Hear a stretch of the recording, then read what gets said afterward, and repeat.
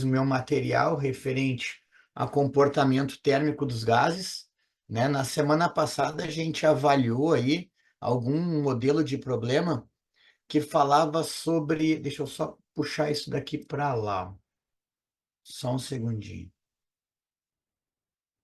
Como é que nós vamos minimizar isso daqui? Aqui, assim. Agora nós botamos isso daqui para cá. Aí, pronto. Aqui, botar a canetinha para cá, fechou todos. Então, na semana passada, nós trabalhamos com problemas envolvendo as variáveis de estado de um gás. Na primeira, a gente definiu o que era um gás perfeito, né, ou gás ideal. Depois, a gente definiu as variáveis de estado de um gás, que eram pressão, volume e temperatura. Acho que tá compartilhando com vocês a minha tela ou não? Tá aparecendo para vocês direitinho?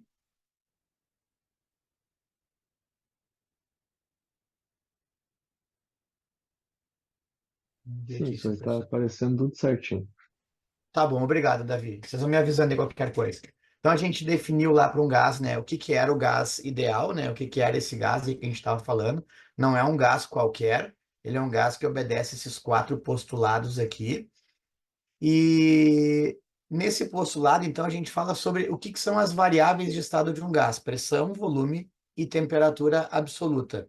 A gente falou sobre o que que era a CNTP, condições normais de temperatura e pressão. Avaliamos os valores disso daí, 1 atm, 273 Kelvin. Lembre-se que em termodinâmica a gente não usa temperatura em graus Celsius, jamais. Nem que ele peça a resposta em graus Celsius, tu vai ter que fazer o problema em Kelvin e depois converter para Celsius, tá? Não vai resolver o problema em graus Celsius, senão vai dar tudo errado. Nós falamos na equação de Clapeyron, que relaciona essas variáveis de estado. Nós falamos que N é um número de mols, R é a constante universal desses gases, né? E o P, V e o T são justamente pressão, volume e temperatura. Aí eu mostrei para vocês uma jogadinha que a gente podia fazer lá para comparar dois estados. A gente compara estados usando a lei geral dos gases perfeitos, que diz que PV sobre T é igual a PO/VO sobre TO. Aqui, pessoal, a gente pode até incrementar isso aqui se a gente quiser. Ó. Não sei se vocês lembram, mas na original eu tinha colocado aqui embaixo ainda mais um terminho, né? O terminho N. Aí, se por acaso, ó, né? Se por acaso o N do início for igual ao N do fim, que é o que acontece na maioria dos problemas deste assunto, aí vocês podem cortar ele fora aqui, ó. Aí vocês podem tirar fora, daí a gente vai cair naquela relação anterior que a gente já tinha conversado, né? Do PV sobre T igual a PO/VO sobre TO. Nem sempre todas as variáveis de estado precisam mudar. Pode ser que uma delas não mude enquanto duas mudam, né? Isso pode acontecer. São as chamadas ISOs. Aí nós falamos da transformação isobárica, nós falamos da transformação isométrica, que é a mesma coisa que isovolumétrica, e nós falamos na transformação isotérmica, né? Nessas três aí nós falamos na aula passada. E daí, depois que a gente montou essa parte teórica, a gente foi para a parte dos problemas aqui. Nós já resolvemos um caminhão de exercícios envolvendo esses conceitos. Vamos fazer só mais um disso daqui, tá? Só para a gente relembrar aqui, ó. Vamos pegar, por exemplo, essa questão. Ó. Seja um mol de um gás a uma temperatura de 400 Kelvin e a pressão atmosférica PO. Esse gás passa por uma expansão isobárica até dobrar o seu volume. Em seguida, esse gás passa por uma compressão isotérmica até chegar à metade do volume original. Aí ele quer saber qual vai ser a pressão ao final dos dois processos.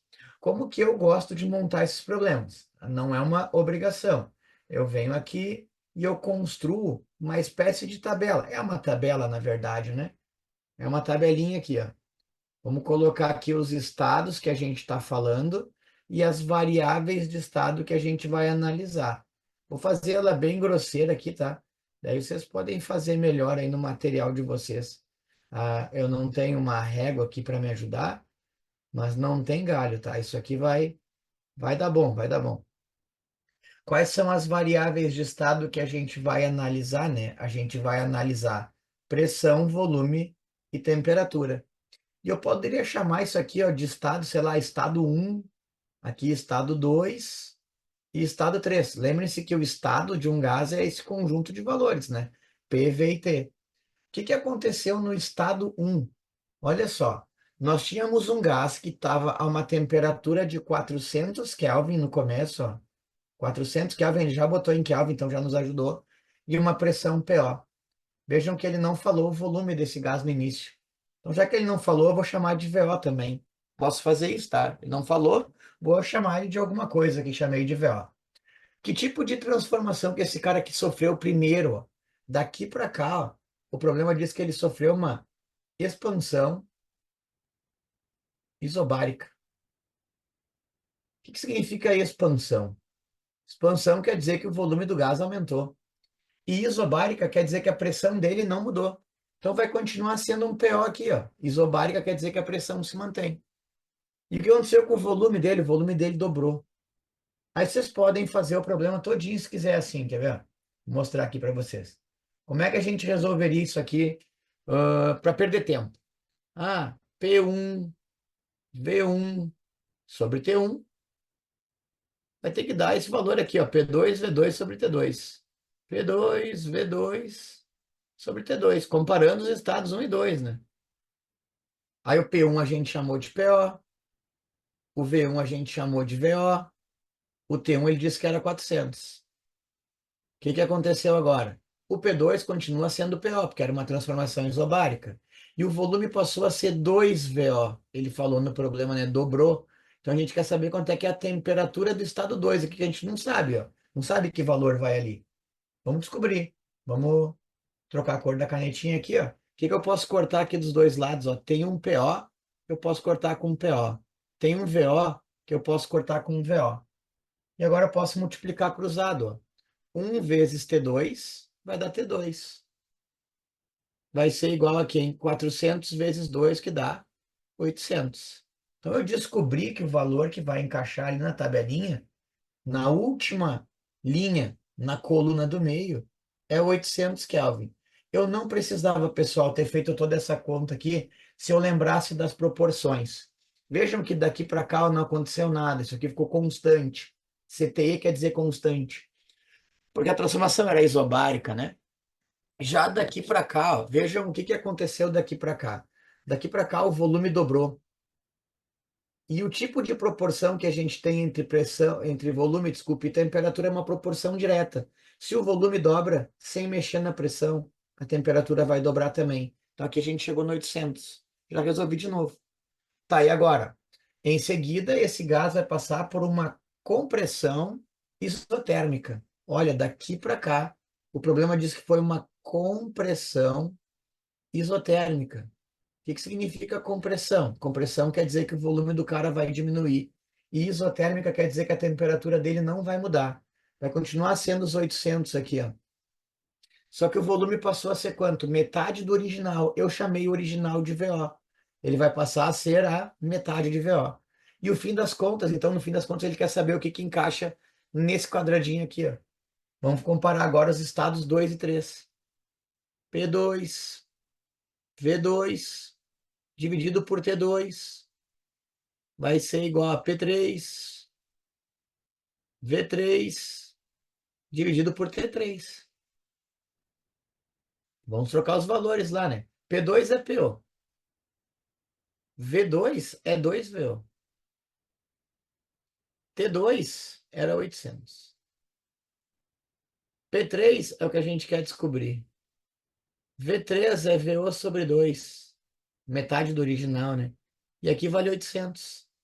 Então vejam que, por mais que eu nem lembre das fórmulas das transformações isobáricas, isocoisa lá, ó, tá aqui, aparece de novo, né? É só trocar fora aqui, ó, corta fora. E aqui ainda tem um. Vamos arrumar isso aqui melhor para vocês poderem enxergar mais fácil, ó. Do lado esquerdo sobrou 2POVO. Do lado direito sobrou P3 vezes VO sobre 2. Então vejam que tem um VO aí se repetindo, fazendo a mesma coisa dos dois lados. Posso passar o 2 para lá multiplicando, né? E eu encontro que o meu P3 vale 2 vezes 2, né? 4. PU. Tá aí, respondido o meu problema. Como é que eu poderia chegar nessa resposta aqui, né? Como é que eu poderia chegar nesse 4 PU aqui sem dar toda essa volta? Vamos falar de proporções. Ó. O que que eu fiz com esse cara daqui para cá? Daqui para cá eu dividi esse cara por 4. Esse aqui eu não fiz nada, esse aqui eu não preciso não preciso nem pensar. Quando a gente divide o volume por 4, a gente faz o inverso com a pressão. Proporção entre P e V é inverso. Então vai dar 4 VO. Então, caso vocês não queiram fazer o problema todo, riscar ele todo, dá para sair por aí, tá, pessoal? É uma boa estratégia de resolução aí para esse tipo de questão. Deixa eu só tirar uma fotinha disso daqui e já vamos para o próximo. Vamos passar agora para a próxima etapa, tá? Que a gente já tinha discutido antes também, que era a parte da primeira lei da termodinâmica. Nós já estávamos discutindo este assunto no final da aula passada. Só fiz isso aqui para a gente relembrar, tá? Então, passando aqui para frente, ó. A gente tinha discutido na aula passada já como que era a história, né? Qual que era a cara da primeira lei da termodinâmica. Tem um monte de exercício para vocês pensarem depois, tá? Já disponibilizei essa aula lá para Michelle, eu acho que ela já mandou para vocês. Então tá tudo ajeitadinho aí. Vários problemas aí da URGS e de outras universidades. Então a primeira lei da termodinâmica nada mais é do que uma lei de conservação de energia aplicada a sistemas termodinâmicos. O que que acontece numa lei de conservação de energia? A gente conserva a energia. A gente tem energia virando novamente energia. Na verdade, energia pode virar energia e trabalho, né? Que é o que vai acontecer aqui também. Então, nas transformações termodinâmicas, a gente vai ter que organizar as porções de energia respectivas aí a cada uma das etapas do nosso problema. Como é que a gente escreve, né, a primeira lei da termodinâmica? A gente escreve ela desta maneira, ó. Delta U, que é o que a gente chama de variação da energia interna, é igual à diferença entre Q e tal. O Q seria a quantidade de calor que o gás vai trocar com o meio, e o tal seria o trabalho realizado pelo gás ou sobre o gás. Aí isso vai depender do que o problema está nos contando, certo? Então, o delta U, daqui a pouco a gente vai ver de quem é que ele depende. O que a gente mais ou menos já conhece, né? A gente já tem a ideia do que é a quantidade de calor. Isso a gente já sabe, calor é calor. É energia trocada entre dois ou mais corpos ou sistemas devido a uma diferença de temperatura entre eles. E o tal seria o trabalho. Mas como é que a gente vai calcular esse tal aí, esse trabalho, né, numa transformação gasosa? Vejam que aqui tem uma briga entre duas coisas nesse problema. A gente tem uma briga entre o gás que está confinado, entre o gás que está confinado nesse recipiente e o meio externo. A gente está avaliando o gás, né? O gás está constantemente empurrando aqui, ó, esse êmbolo para fora. O gás está empurrando o êmbolo para fora, para cima, né? E o meio está empurrando esse êmbolo para baixo. Dependendo aí de quem ganha de quem, a gente vai ter um trabalho realizado pelo gás ou sobre o gás. Tudo vai depender.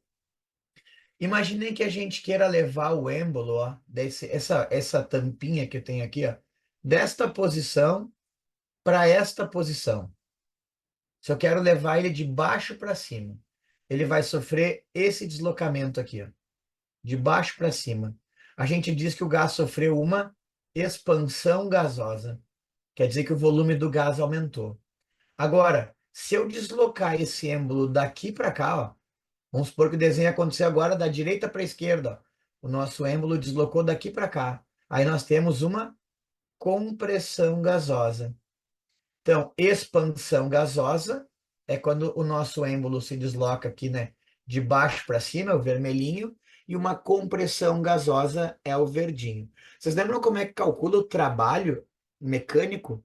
Para quem não lembra, lá de mecânica, né, da parte da, logo depois ali das leis de Newton, para a gente calcular o trabalho de uma força, a gente faz essa continha aqui, ó, FD cosseno θ. F seria a força que a gente está analisando, né? Ó, F seria a força que a gente está avaliando. D seria o deslocamento o θ seria o ângulo que vai formar, né, entre o F e o D, entre F e D. São dois vetores aqui, né? Aqui a gente já coloca na parte, na forma é, modular, assim, né, dessas grandezas, mas F e D são grandezas vetoriais, é força e deslocamento que aparece aqui. Vejam que o deslocamento do êmbolo ou é a favor de D ou é contra. Ou o ângulo é zero, vermelho com vermelho, ou 180, vermelho com verde ali, né? Força e deslocamento. Então, isso daqui, nesta conta, vai ser ou mais um ou menos um. Então, a nossa conta vai ser, na real, F vezes D, que a gente vai ter que pensar ali, né? F vezes D. Então, vai ficar basicamente isso aqui para a gente pensar. Ó. F vezes D. Mas por que que eu escrevi ali P sobre P vezes A, né? Porque quando a gente fala em gás, geralmente não se fala em força. A gente pensa nesse conceito, que é o conceito de pressão. Para quem não lembra, pressão é a força que a gente aplica sobre uma determinada área. Ou seja, se eu quero escrever esse F aqui, ó, tá aqui na fórmula, em termos da pressão, eu digo que o F é P vezes A. Então foi isso que eu fiz, ó. P vezes A vezes D. Foi o que sobrou ali. Eu vou só trocar o parênteses de lugar para vocês enxergarem uma paradinha aqui bacana. O parênteses agora vai andar para o lado ali um pouquinho. Ó, eu joguei ele para o lado do A vezes D. O que que é o A vezes D aqui na figura? Se multiplicar o A com o D nesse desenho é a gente pegar isso aqui, ó. É pegar esta área aqui, que é a área desse êmbolo, e multiplicar por esse deslocamento. Aí o êmbolo vai parar aqui, né? Se a gente pega esta área, que é que eu pintei de amarelo aqui, mais bonitinho, né? A área da figurinha, né? Vezes o deslocamento, o que que a gente está calculando? A área vezes o deslocamento seria justamente o quanto que o volume deste cilindro vai sofrer de variação. Área da base vezes a altura, né? Geometria espacial, vocês já viram isso? Então, isso daqui que eu estou dizendo para vocês é que trabalho numa transformação gasosa é dado por P vezes ΔV. Não precisa entender tudo isso aqui que eu escrevi, tá? É só esse finalzinho aqui que basta para vocês. O trabalho é dado por P vezes ΔV. Aí o que que pode acontecer aqui no nosso problema agora? Quando a gente cai aqui, pode acontecer o seguinte, quer ver? Ó? Esse cara aqui sempre vai ser um número positivo. Pressão é sempre positivo. Já o delta V, ele pode ser isso, ele pode ser isso, ou ele pode ser isso. Aí vai depender do nosso problema. Caso o nosso delta V seja positivo, o que que vai acontecer aqui, ó? Quando o nosso delta V é positivo, qual é a conclusão que a gente vai ter? Um número positivo vezes um número positivo vai dar um número positivo. Nós temos um trabalho positivo. O que que significa delta V positivo? Já está escrito na figurinha, né? Um delta V positivo é uma expansão do gás. Expansão. E daí a gente vai dizer que nesse tipo de problema, na expansão gasosa, vou escrever aqui na figurinha para caber tudo, tá? Na expansão gasosa, quem é que vence quem, ó? O gás realiza, o gás realiza trabalho sobre o meio. O gás ganha do meio.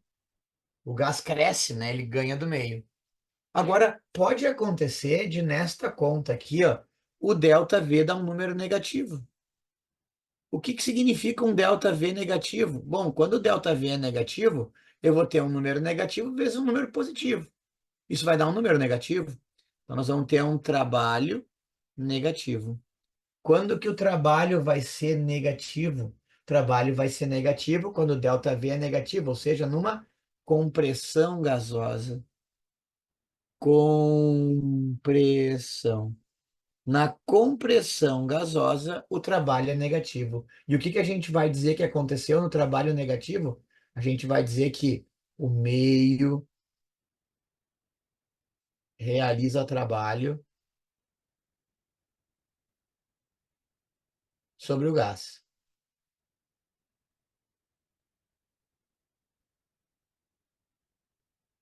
alguns materiais escrevem assim, ó, o gás recebe trabalho. Alguns materiais assim, escrevem assim, o gás recebe trabalho. Agora, e quando é que o nosso ΔV vai dar zero? Bom, o ΔV vai dar zero em que situação? Ah, o ΔV vai ser zero nem quando o volume não aumenta nem diminui, né? Quando o volume permanece constante. Quando o ΔV é zero, zero vezes o número positivo vai dar zero. E quando que o trabalho vai ser zero? O trabalho vai ser zero nas transformações em que o volume não muda, ou seja, numa transformação isovolumétrica. Então, tu tem que saber o seguinte, ó, que na transformação isovolumétrica, o trabalho é nulo. Tem que saber.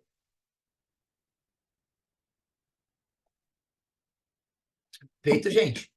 Então, o trabalho pode ser positivo, negativo ou nulo. Trabalho positivo é quando o gás sofre uma expansão. Trabalho negativo é quando o gás sofre uma compressão. E trabalho é nulo quando o volume permanece o mesmo.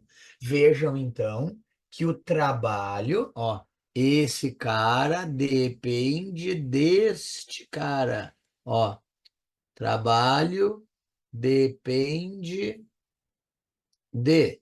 Então, se tu quer saber o trabalho, tu tem que olhar para esse cara aqui, ó.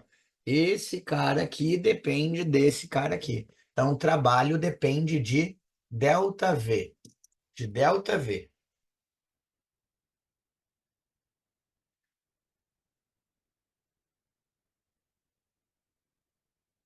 certo? Então, o trabalho depende do ΔV. Não sei se vocês já printaram essa tela aí, guardem ela aí. Isso aqui é importante, tá? Vejam que. Ah, outro detalhe importante, né, que eu não anotei aqui, ó. Esse trabalho é para quando eu tenho um valor de P que é P, ou seja, uma transformação em que o P não muda. Esta fórmula aqui funciona para transformações isobáricas. Transformações isobáricas. Bah, mas e se ela não for uma transformação isobárica, daí faz o quê? Bom, aí depende. Aí vai depender. Vamos ver aqui um modelo de quando a transformação é isobárica por uma outra perspectiva. Imagine que o cara monte para vocês essa situação aqui, ó. Ele foi lá e entregou para vocês numa prova uma questão que dizia o seguinte: ah, imagina que esse número aqui vale 2, tá? Esse número aqui vale 6. E aqui vamos colocar um número 5. Vamos colocar que isso aqui está em metro cúbico, só para a gente pensar, e vamos colocar que isso daqui está em Newton por metro quadrado, tudo no sistema internacional aqui. Aí ele pode pedir, calcule o trabalho nessa transformação. Ah, como é que vocês vão fazer para calcular o trabalho numa transformação como essa? Vejam que ela é uma transformação isobárica. Eu estou vendo nesse gráfico aqui, ó, que a pressão continua a mesma, enquanto que o volume passa de 2 para 6, de A para B. Acho que tá fácil de calcular o trabalho aqui, né? Ah, o senhor falou que para calcular o trabalho, ó, a gente faz P vezes ΔV. O gráfico me diz que P é 5 e que ΔV foi de quanto? Ah, de 2 para 6, delta é fim menos início. Isso vai dar 5 vezes 4. Isso vai dar 20 joules, né? Joule é a unidade de medida de trabalho. Caso, pessoal, caso o desenho fosse assim, como é que vocês calculariam? Quase igual ao que está aqui, né? Se fosse laranjinha, ia ficar trabalho igual a 5 que multiplica. O quanto é que o volume mudou? Final menos inicial. Aí o trabalho seria 5 que multiplica menos 4. Aí o trabalho daria menos 20 joules. Claro, né? Vejam só, vejam só. Se eu fiz aqui de A para B, ó, de A para B era uma expansão. O volume aumentou. O trabalho de B para A, ó, de B para A, de 6 para 2 é uma compressão. Portanto, seria um trabalho negativo. Tá, gente? Eu montei aqui, ó, calculei o trabalho, um doce fazer isso aqui. Um doce. Eu usei só a fórmula, mas e se eu tivesse que resolver agora essa questão? Ó? Olha só o modelo que eu vou mostrar para vocês agora, que é o que aparece bastante em provas, tá? Ó, apliquei essa fórmula aqui, taquei pau. Daqui a pouco vamos ver. Ó, vamos. Esse aqui é um gráfico que vocês não conseguiriam resolver, né? É só uma ideia de questão, é só uma modelagem aqui. Se o gráfico fosse esse, ó, vou pegar um que a gente conseguiria matematizar. Se o gráfico fosse esse aqui, como que eu calcularia o trabalho nessa transformação gasosa? Como é que eu montaria isso daqui? Bom, vamos pegar uns valores aqui também. Vamos botar, sei lá, ó, aqui eu vou colocar que vale 2 de novo, ó. Aqui vale 6, daí, sei lá, aqui vai, vamos botar que isso aqui vale um, isso aqui vale 3. Quero que seja assim. Como é que eu vou calcular? Ah, o senhor falou que para calcular o trabalho a gente faz P vezes delta V. Só que lascou, pessoal. O delta V até dá para ver, ó. O delta V vai ser 6 menos 2, né? Que é o fim menos o início. Agora, quanto é o P aqui? O P é variável. Então, o P não posso botar um número aqui. A princípio, eu não posso colocar nenhum número no lugar do P, assim, sequinho ali, porque o P está variando. Então não é uma transformação isobárica. Vamos ter que bolar um plano para chegar na resposta. Como que eu poderia, lá no outro problema, chegar, né, nos 20 joules sem ser fazendo pela fórmula? Ó, como é que eu poderia chegar nos 20 joules sem ser resolvendo pela fórmula? A gente tinha colocado aqui embaixo, vocês não lembram, né? Aqui era um 2, aqui era um 6 e aqui era um 5. Como é que a gente chegou nos 20? Ah, para chegar nos 20 eu fiz 5, que é esse tamanho aqui, ó. 5 e multipliquei por quanto? Por 4, que é esse tamanho aqui. O que que é fazer um lado vezes um lado para uma figura como essa? Vai calcular a área da figura. Então, toda vez que vocês tiverem um gráfico de P por V, se te pedirem o trabalho, tu vai escrever isso aqui, ó.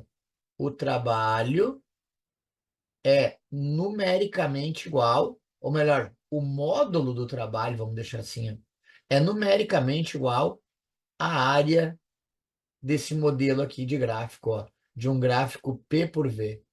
Por que que eu disse numericamente igual? Porque se eu der um zoom nessa figura, a área dela vai aumentar, né? Eu quero saber o número que sai daqui, tá? Não da área de verdade da figurinha. E módulo, porque a área sempre é positivo. Ah, calcule a área dessa figura aqui, ó, 25 vezes 4. Agora a gente viu que se o trabalho for para cá, ele é positivo. Se for para cá, é negativo. Aí vocês depois vão ter que ajustar o sinal, analisando se é uma compressão ou uma expansão.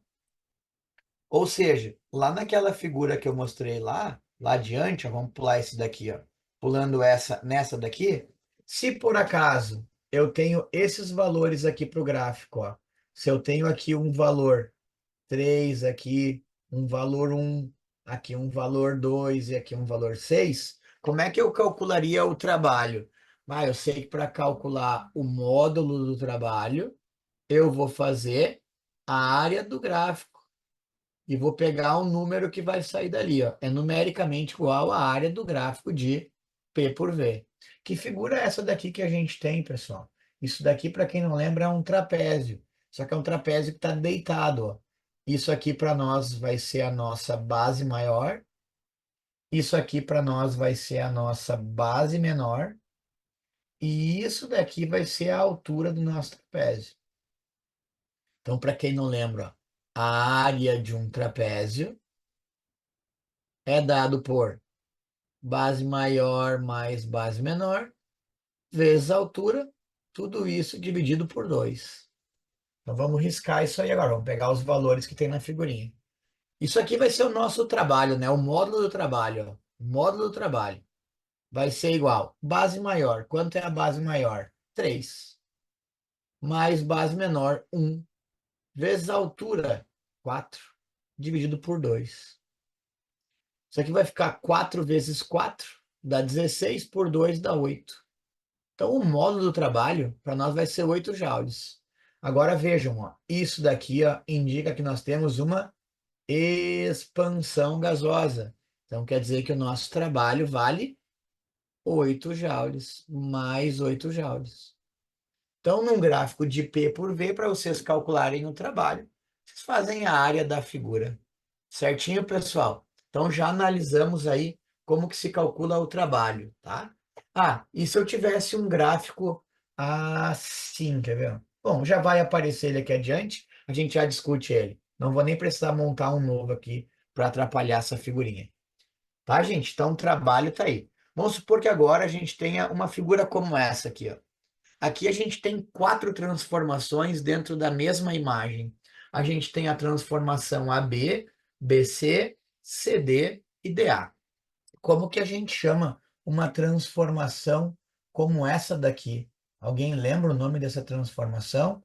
Ela inteira se chama transformação cíclica. Ela começa num ponto e volta para ele de novo e começa tudo de novo. Vamos analisar uma por uma agora aqui, ó. O que que aconteceu na etapa AB? Bom, na etapa AB, o volume aumentou com pressão constante.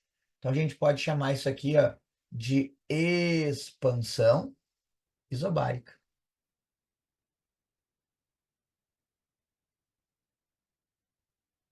Aqui, ó, na etapa ABC, o que que aconteceu? Ó? A pressão diminuiu com o volume no mesmo valor, ó. Isso aqui é uma transformação isovolumétrica, ou isométrica, ou isocórica, como queiram. Na transformação CD, nós temos uma compressão isobárica. E na transformação DA, nós temos uma elevação da pressão a volume constante. Então, aqui, de novo, eu tenho uma transformação isovolumétrica. Se a gente fosse analisar os trabalhos em cada uma das etapas, aqui nós teríamos um trabalho positivo, ó. Seria o trabalho de uma expansão. Aqui nós teríamos um trabalho nulo, porque o volume não mudou.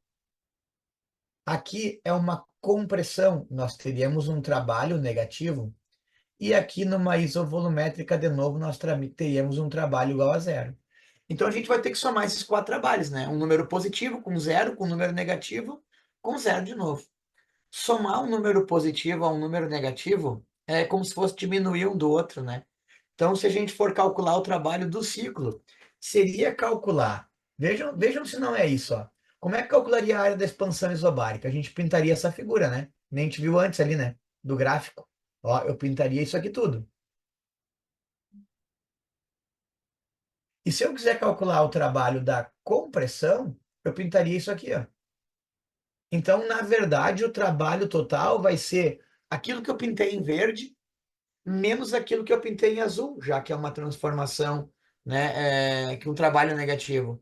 E se eu fizer o verde menos o azul, já dá justamente a área do retângulo. Então, a área do retângulo seria o trabalho total nessa transformação cíclica desenhada aqui para vocês.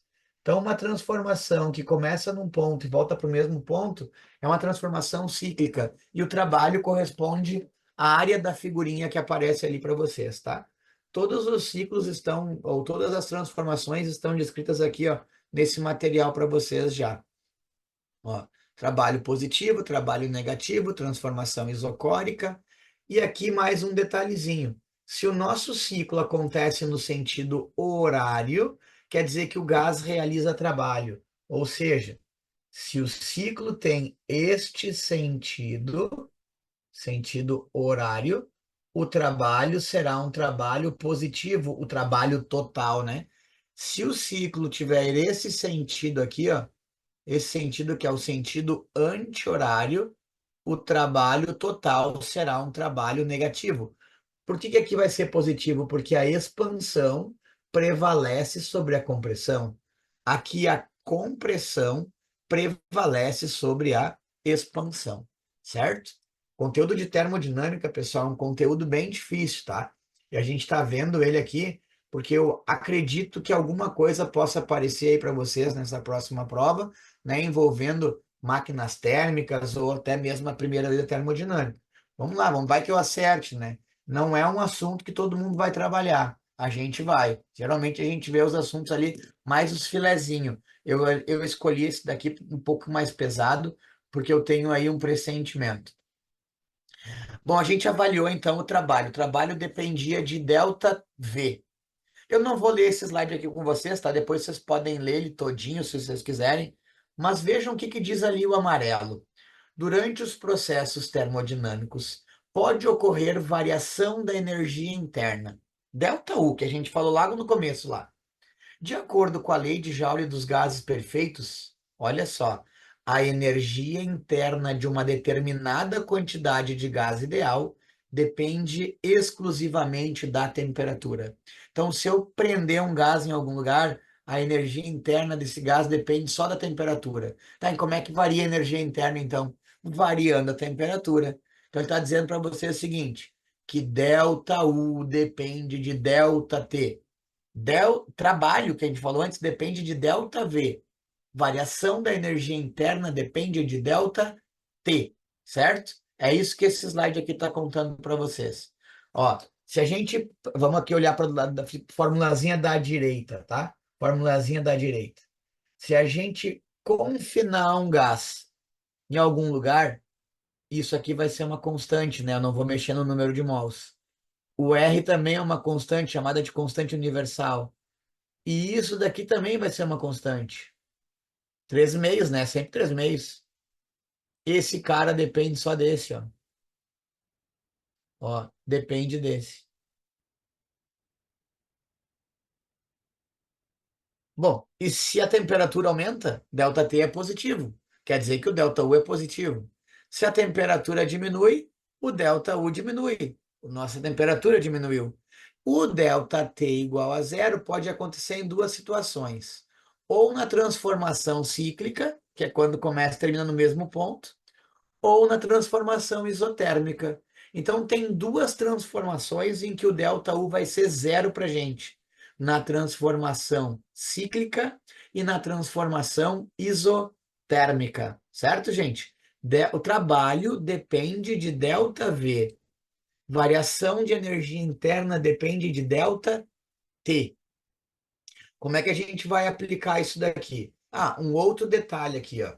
Esse quadro aqui é muito importante. Quando a gente avalia transformações termodinâmicas, dependendo do que a gente está olhando, o caminho que o gás realizou para sair de um ponto e chegar no outro importa. Dependendo, não importa. Depende do que a gente vai olhar. Para ΔU, o caminho não importa. Para delta, para desculpe, para Q e trabalho, o caminho importa. Então, ΔU, as transformações particulares entre dois pontos não importam. Para Q e trabalho, os caminhos importam. Ah, não entendi, senhor. Olha esse gráfico aqui que eu montei para vocês. Já deixei ele aqui no esquema, ele foi problema de uma prova. Ó, esse aqui é um gráfico que mostra três transformações diferentes, ó, para a gente sair de um ponto inicial e chegar num ponto final.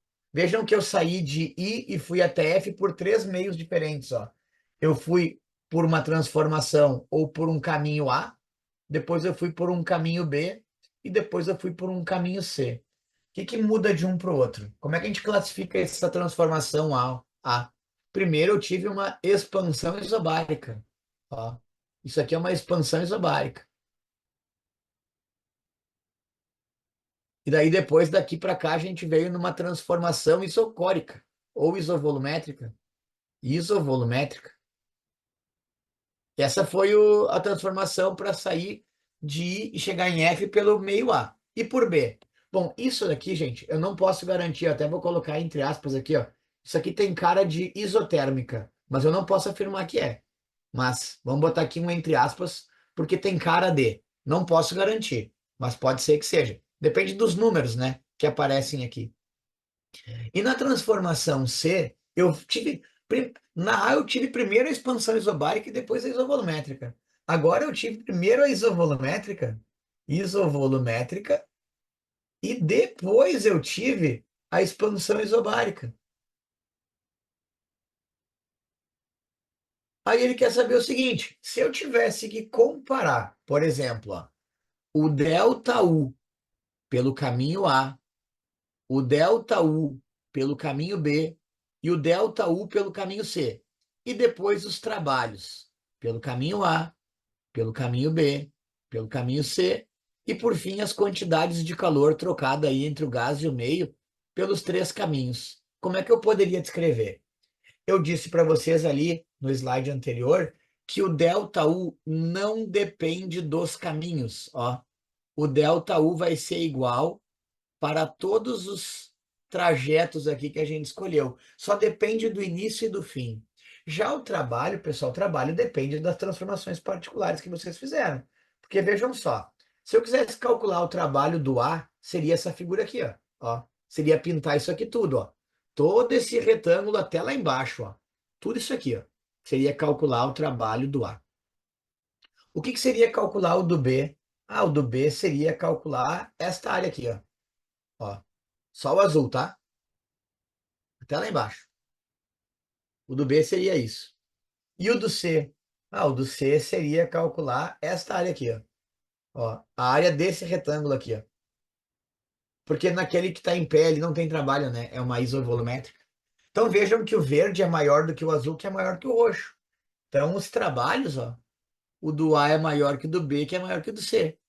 E como a gente viu lá na primeira lei da termodinâmica, que isso é igual a isso mais isso, só escreveu um pouquinho diferente do que estava no slide, tinha um menos ali no meio, né? Eu tinha isolado o ΔU. Como isso daqui é igual para todo mundo, se eu somar um número a um número que é igual para todo mundo, vai ser maior o número, aquele que tiver o maior trabalho, né? Então, isso vai ser maior do que isso, que vai ser maior do que isso. Isso já caiu várias vezes na URGS, tá? Esse gráfico aí, você tinha que comparar sobre calor, trabalho e variação de energia interna. Já caiu um monte de vezes na prova da URGS esse gráfico aí.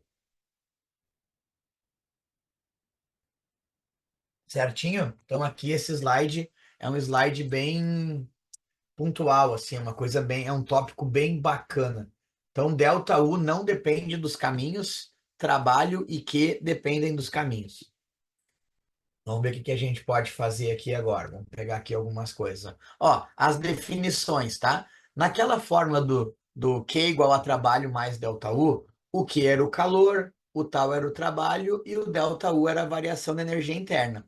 O que que pode acontecer lá? Na leitura do texto, tu vai ter que enxergar isso aqui, ó. O cara pode dizer assim, ó, um gás recebe energia na forma de calor.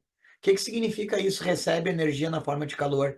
Quer dizer que lá no lugar do Q tu vai colocar um valor que é positivo para o calor. Não tem nenhum nome especial para isso, tá? Se o texto disser que o gás cede, por exemplo, o gás cede 30 joules de calor.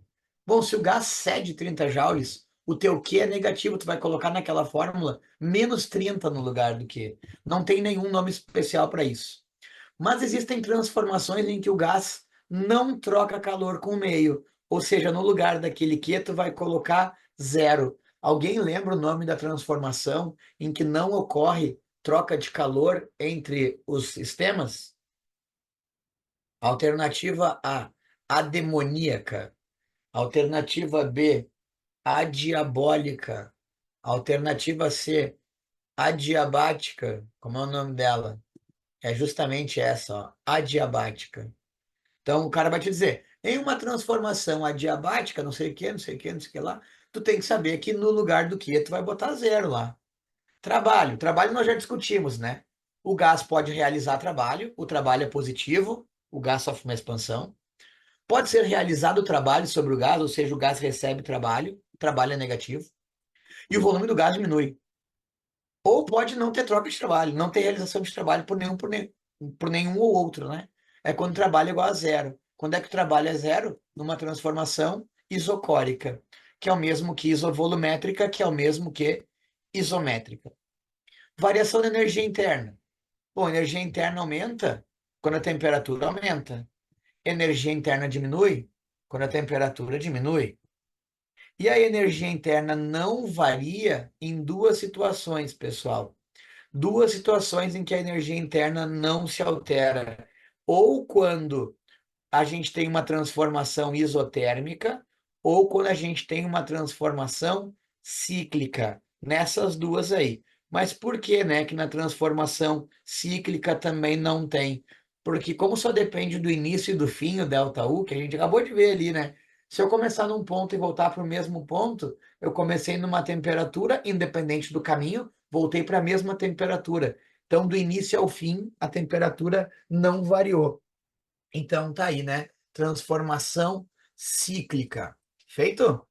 Mais uma etapa aí que a gente cumpriu desse assunto. Transformações particulares, ó. Se o cara te disser lá, problema de primeira lei, a fórmula é essa daqui, ó. Vamos de novo, vamos escrever ela aqui em cima. O cara vai lá e escreveu pra gente assim: ah, a gente sabe que Q é igual a trabalho mais ΔU. E a gente tem uma transformação do tipo isobárica. O que que acontece na transformação isobárica? Será que alguma coisa aqui muda? Vejam, se a transformação é isobárica, o nosso P vai ser uma constante. E daí, não esqueçam que nesse tipo de transformação, o V e o T mudam na mesma proporção. Como esse daqui, ó, como esse daqui depende de V e esse daqui depende de T, se esse aumenta, esse aumenta, se esse diminui. Não tem nunca como dar zero essa conta aqui. Não tem. Então quer dizer que não vai mexer em nada aqui, ó. O que vai ser igual, nós vamos ter a fórmula igualzinha ali, ó, que é igual a trabalho mais ΔU. Nada mudou. Agora, e se o cara falar numa transformação isotérmica? O que que acontece na isotérmica? Bom, na isotérmica o ΔU vai sumir, lembram? Então o Q vai ser igual ao trabalho. Na transformação isocórica, isocórica quer dizer que o volume não muda, o trabalho vai sumir. E daí quer dizer que o Q vai ser igual ao ΔU. Na transformação adiabática, o Q vai ser igual a zero. Então isso vai ser igual a menos o outro, estão vendo? Um vai ser igual a menos o outro, já que a soma tem que dar zero. E na transformação cíclica, a gente já tinha visto que o ΔU também vai valer zero, né? Na transformação cíclica. Então, aqui, pessoal, toda a parte teórica da primeira lei já discutimos. Agora a gente tem que colocar em prática, né? Isso que nós falamos. Então, transformações aí, os nomezinhos são importantes. Vocês não têm que decorar isso aqui que eu botei no quadro aqui. Não precisa decorar, tem que entender o que eu escrevi aqui, né? O que cada transformação, cada um depende do que, né? Se vocês souberem o que cada um depende, vocês não precisam memorizar nada do que tem aqui. Ó, vamos ver. Ó. Um processo isotérmico ocorre a temperatura constante? Sim, isotérmico, isso aí. Um processo adiabático é aquele onde não ocorre transferência de calor para dentro ou para fora do sistema? Sim, adiabático é isso daí. Um processo isobárico sempre ocorre a pressão constante? Sim, e isobárico, desculpe, é justamente isso daí, pressão constante. Então, nesse exemplo, todas as três são verdadeiras. Questão bem fácil, né? Questão da FURG de 2007. Vou dar uma dica, tá? Não confundam iso, é, não confundam isotérmica, que é a transformação em que a temperatura permanece a mesma, com adiabática. Uma coisa é uma coisa, outra coisa é outra coisa. Vamos pegar aqui uma questãozinha para a gente conversar. Ó, essa aqui, ó. Um gás que segue a equação de estado do gás ideal contido num cilindro com êmbolo móvel sofre uma expansão isotérmica. Olha, o cara caracterizou aqui para gente a transformação que o gás sofreu, ó. Uma expansão isotérmica. É correto concluir que durante essa expansão acontece o que com ele? Vamos escrever aqui ó, a equação, a primeira lei da termodinâmica, ó, que é igual a trabalho mais ΔU. O que significa expansão quando eu leio isso? O que significa uma expansão? Expansão quer dizer que o trabalho vai ser positivo. É isso que quer dizer.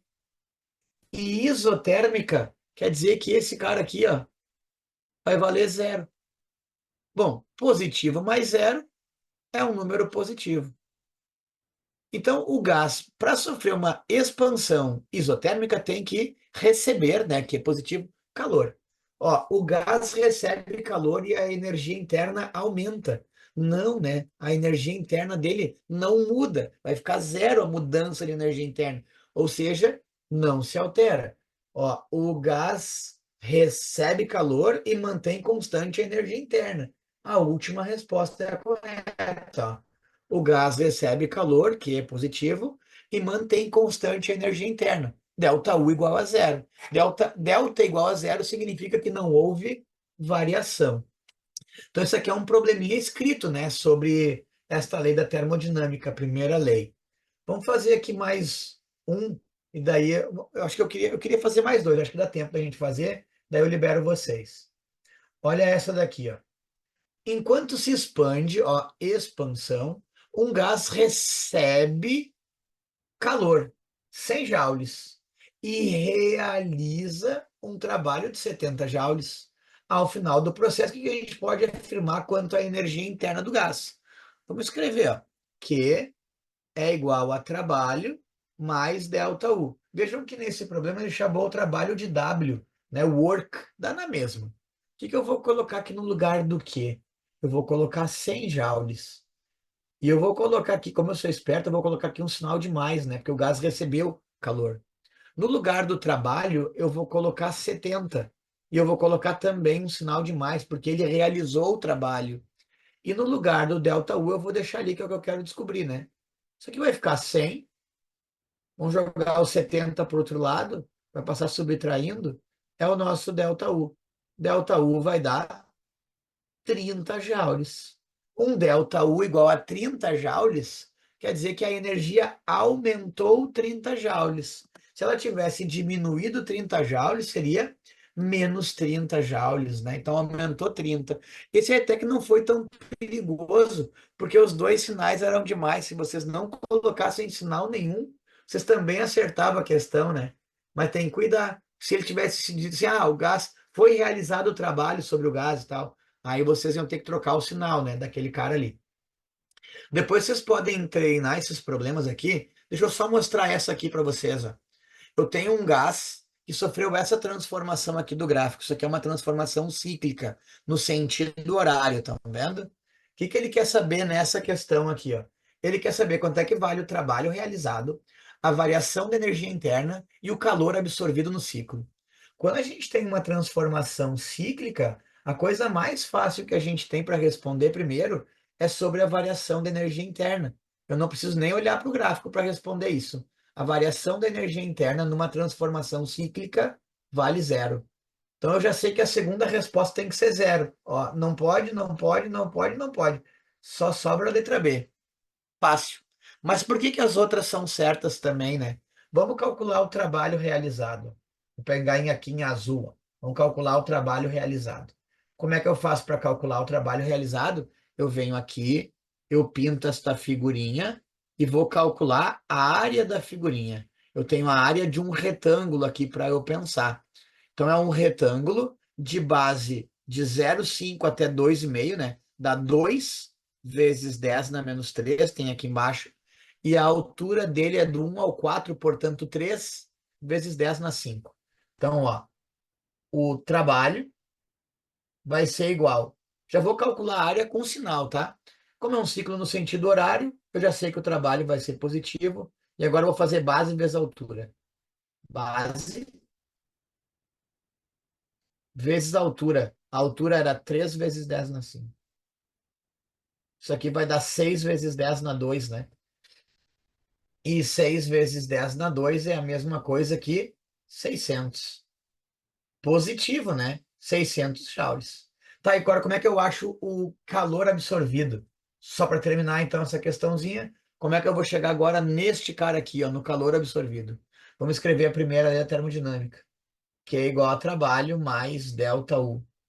Quanto é o quê? Que é o que eu quero descobrir. Quanto é o trabalho? Acabei de achar que era 600. E quanto era o ΔU? Como uma transformação cíclica, vale zero. Então vai ser 600 joules e nós arrematamos ali a questão, ó. Alternativa B. Montadinho aí, pessoal. Certinho? Então, vejam, né? Esse conteúdo aqui é um conteúdo mais arrastado, né? Ele não é tão fácil assim. Na próxima semana, a gente vai terminar a lei da termodinâmica. A gente vai falar sobre a segunda lei, que eu não falei ainda hoje. A gente vai terminar esse assunto e já vai entrar num próximo conteúdo. Depois eu vejo direitinho qual que a gente vai tratar. Se é eletricidade, se... Eletricidade, não me lembro se a gente já falou. Deixa eu ver aqui na minha pastinha. Quais foram os que a gente já trabalhou. Deixa eu pegar aqui, peraí. Não sei, deixa eu ver uma coisa aqui. Cadê meu mouse? Meu mouse está para cá. Aqui, ó. A gente já falou sobre eletricidade, termologia. A gente pode falar sobre ondas no próximo assunto. Ondas é um assunto legal. Certinho, pessoal? Bom restinho de semana para vocês aí. Até mais.